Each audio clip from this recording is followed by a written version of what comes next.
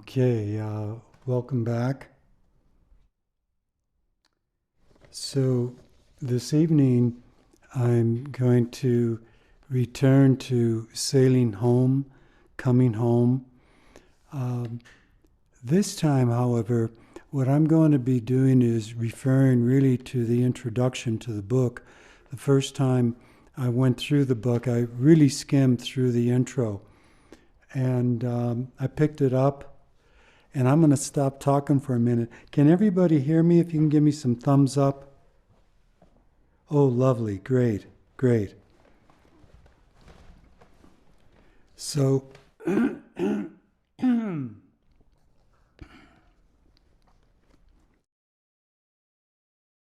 yeah. So let me get back to what I have written here. So yes, welcome back. And before I get talking about this journey home, I just want to make some comments about our lovely session that we just had. If I can, I have all these notes and papers, so just bear with me as I shuffle through my deck. This session has Rohatsu session, 6th day. Sometimes people call it a retreat. It was very moving for me. I really felt that I was in the Zendo. And a couple of people made comments about why they felt and that they were in Zendo, even though they were, I don't know, I bet you we had people from Mexico, from anywhere, all over the place, making comments about being here.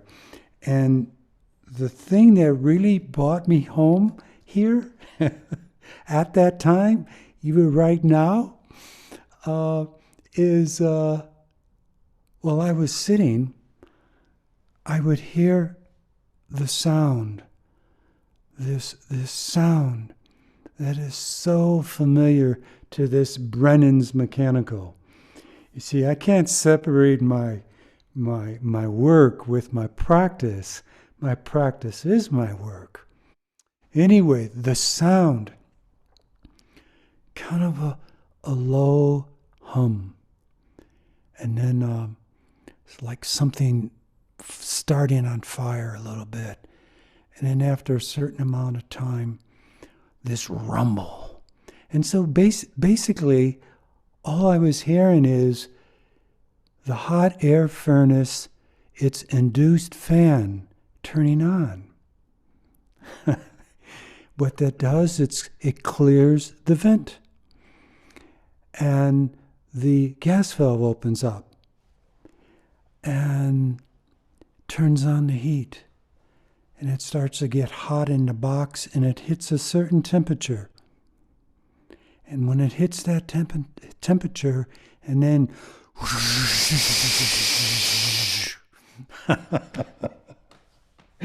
yes, that was coming home. What was it?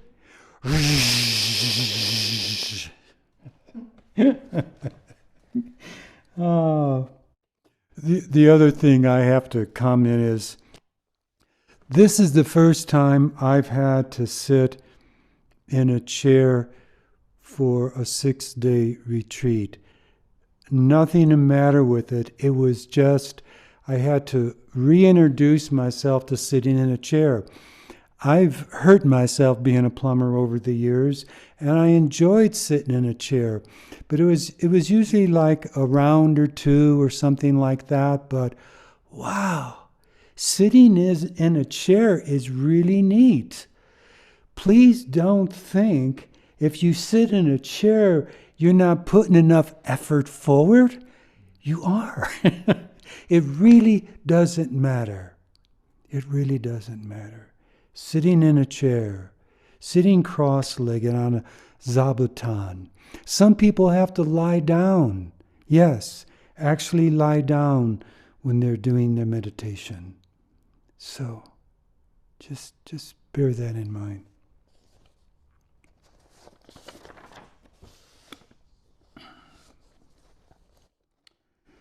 Let's see if I'm missing anything here. Yeah. So this session has sharpened or heightened my awareness about everything, and I'm finding it absolutely radiant as I walk in the back 40 where I live off of Camino Tres Arroyos. There's this back lot, and I walk through there, and I see the hills, the rolling hills, the piñons, and gosh, it's just radiant.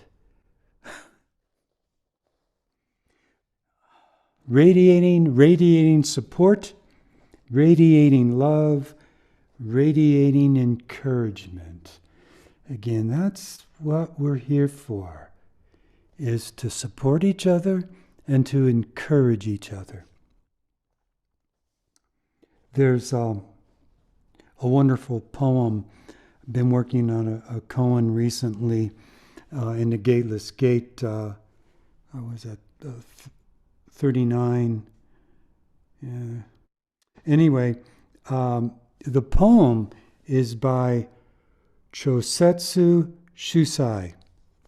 And I'm simply going to read the first line.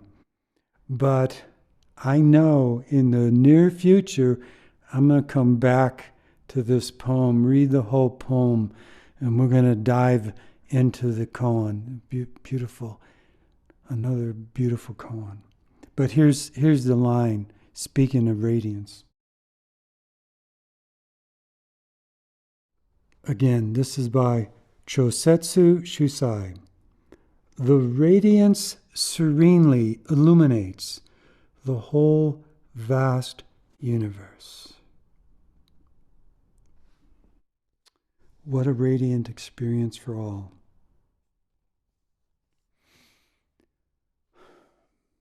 All right. So, there's 3 or 4 different aspects of that introduction in Sailing Home that I wanted to touch on.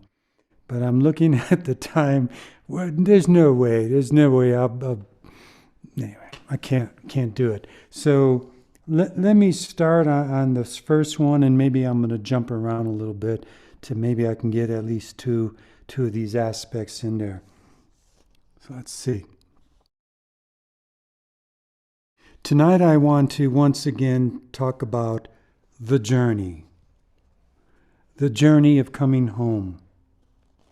I've been rereading Sailing Home by Norman Fischer, particularly the introduction. It is neat how he introduces the spiritual journey or coming home, or this journey all of us are on. Some of us are just being aware of starting the journey, questioning who I am, or what is this? Others have journeyed into koans, and still others have had a glimpse into this awakened world, this radiant world, this world with all its perfect imperfections. Quoting from Valerie, this world empty, full, and dynamic. Henry brought home in the last session retreat several days ago how this journey is our journey. We are finding our own way home. There is nothing written down specifically for us to follow. Another way to say it is there is no formula. We need to find our own path, our own way. Here is how Norman Fischer puts it. How do we make this journey? There are no maps. The path is mysterious, dark. It leads us to the corners, the subtext of our lives, the in-between, unconscious, unknowable places. This journey takes effort and courage. I hope this doesn't sound bleak, because the journey also includes fun, adventure, intimacy. It's really, really amazing just thinking of the Rahatsu session and all the sessions that I've been to. Something magical, mystery happens when a group of people are sitting in a room, all working on themselves in utter silence. There's this communication that goes through, that is felt, and our hearts open. And boy, that is really key. That is really key to being on the journey. Norman Fischer brings into the journey the idea of déjà vu.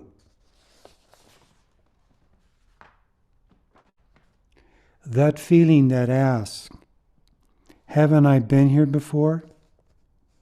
Haven't I lived this moment before? I mean, right here, right now?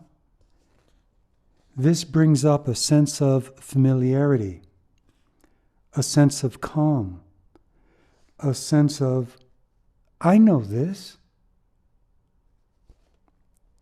It is this sense that invites us deeper into this moment. I continue to get this feeling every time I cross my legs and sit, particularly when I enter this building, this wonderful building that, I have the wonderful opportunity to tell you that I helped build this. Yeah, all those wonderful, crazy, sometimes not wonderful times, hitting our thumbs, yelling at inspectors. I better watch my language. Anyway, I think you get the point. This sense of déjà vu is the intimate feeling of being in the moment. However, we get so busy with our lives, thought after thought bombards us. We get that monkey mind grabbing one branch to another branch, or should I say, grabbing one thought to the next thought, to the next thought, trying to get somewhere, anywhere, but here.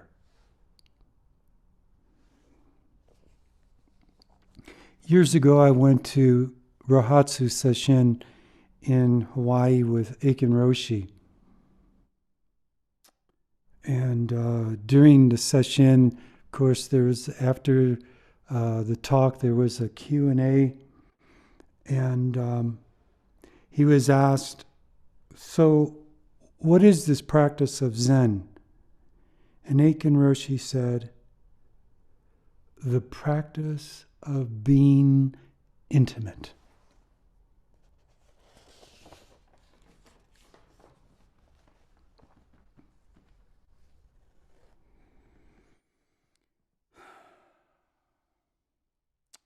Okay, I'm going to just continue on just a little bit more. All right. These intimate moments that we experience are common and ordinary. It's another thing that Norman Fischer brought up. Common and ordinary. And when I heard that, when I read that, when I think of common and ordinary, after working on koans for decades and decades, yes, it brings me to the practice of koans. These koans that open up the awakened world are so often common and ordinary. Case 1 in the Mumon Kon, about a dog. Case 2, it's about a fox. Case 3, a finger, a simple finger. Gute, Master Gute, anytime he was asked a question about Zen, he would simply raise a finger. So if anyone asks me a question tonight,